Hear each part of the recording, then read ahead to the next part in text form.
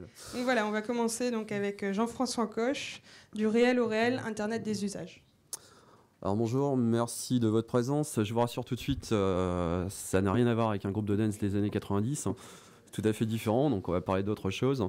30 secondes de Me, Myself and I, pour situer un petit peu le contexte. Je suis à la base historien médiéviste, enseignant en sciences de l'information, développeur, libriste, musicien électro, enfin un peu touche à tout, ce qui explique que oui, un historien peut venir vous parler d'internet, du web, etc. quoi. Et puis quand j'ai vu le thème, donc fin du monde, je me suis dit mais c'est grave, parce que la fin du monde pour moi, en tant qu'historien, ça signifie plus de boulot. Fini, il n'y a plus rien à raconter, donc on arrête.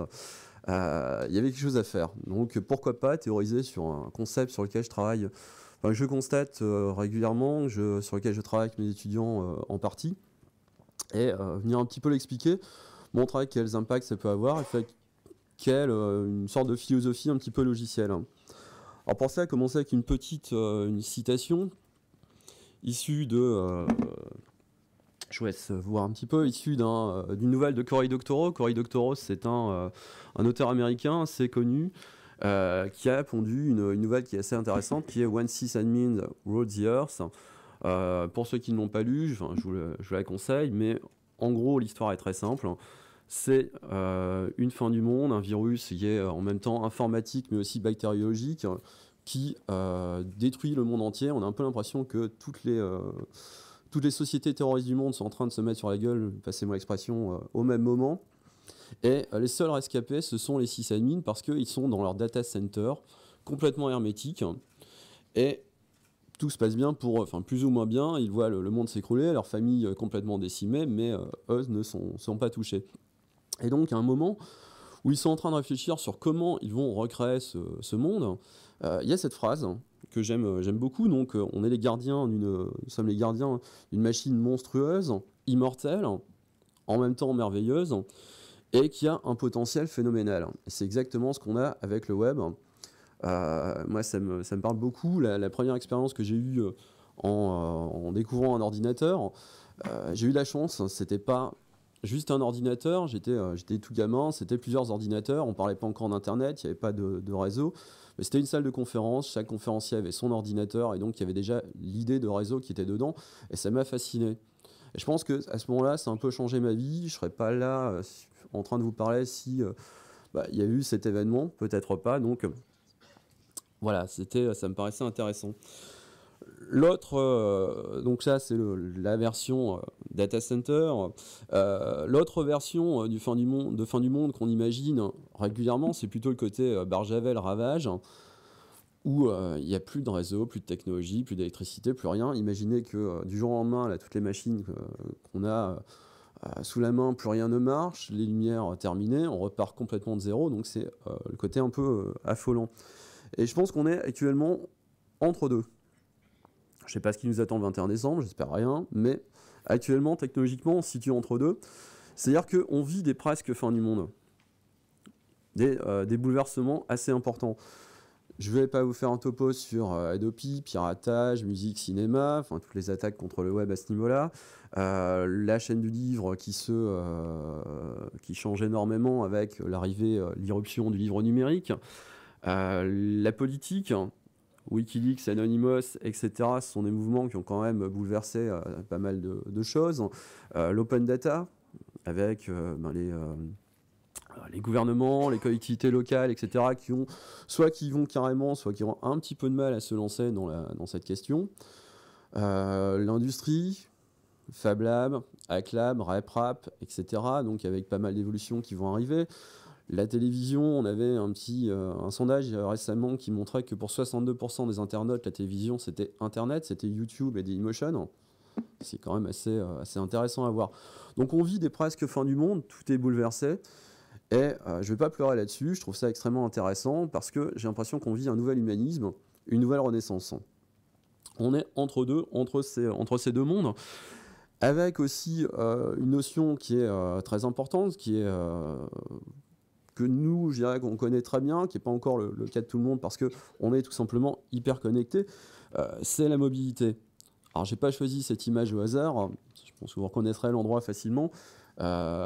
Cette idée qu'on peut travailler n'importe où, qu'on peut faire des tas de choses n'importe où. J'avais un post de blog à Termienne où cette petite photo un peu souvenir entre deux manèges de faire son petit boulot tranquillement.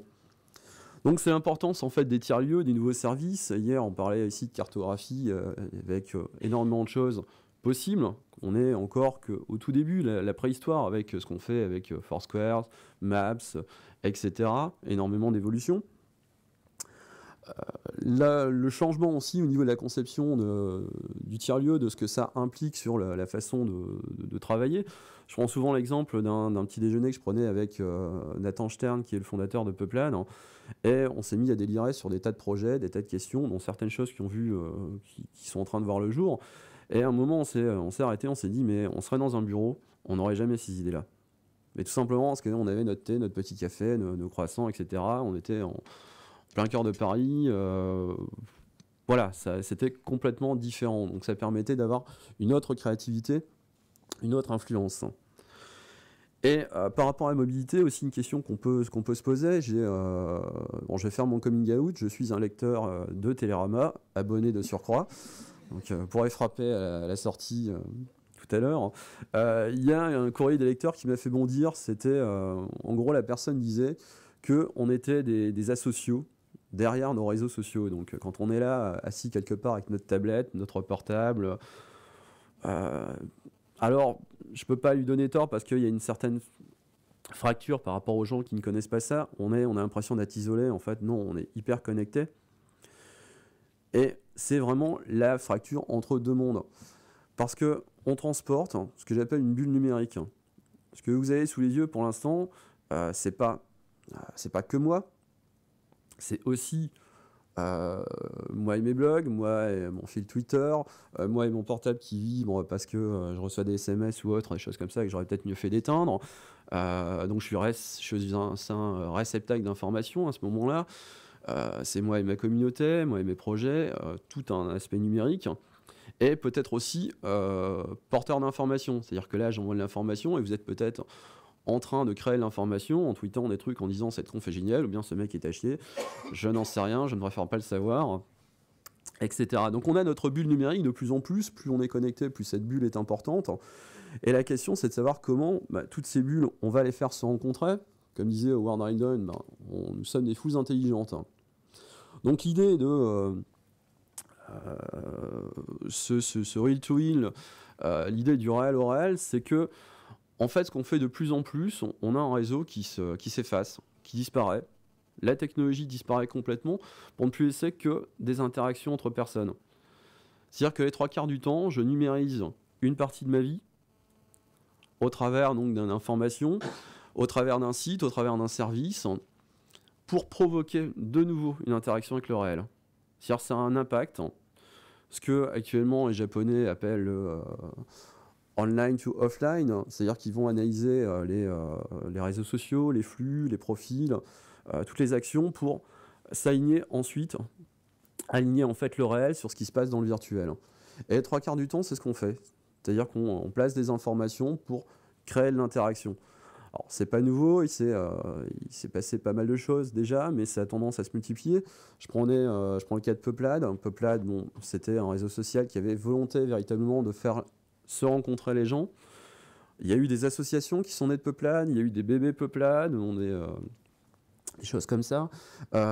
Sur l'île, on a un système qui s'appelle la machine du voisin, qui est en train d'essaimer un petit peu partout en France sur le fait de prêter, se rencontrer autour de la machine à laver, de se prêter la machine. J'ai rencontré récemment une jeune entrepreneuse qui crée un réseau qui s'appelle Mamijotte, où on peut, on va faire se rencontrer des personnes qui cuisinent, qui aiment cuisiner, avec des personnes qui n'aiment pas cuisiner. Donc c'est la restauration à domicile. On revient un petit peu à ce qui se faisait au 19e, etc. Donc c'est toujours un peu ce genre de choses. Cette question de réel au réel. L'Internet des usages qui se met de plus en plus. On pense usage, on ne pense plus véritablement outil, et c'est tant mieux. Donc juste, je me suis dit qu'il y avait quelques règles, en fait, parce qu'on a beaucoup parlé aussi hier dans les conférences, s'il y a pu voir, de responsabilité. Ça tient en 3 choses.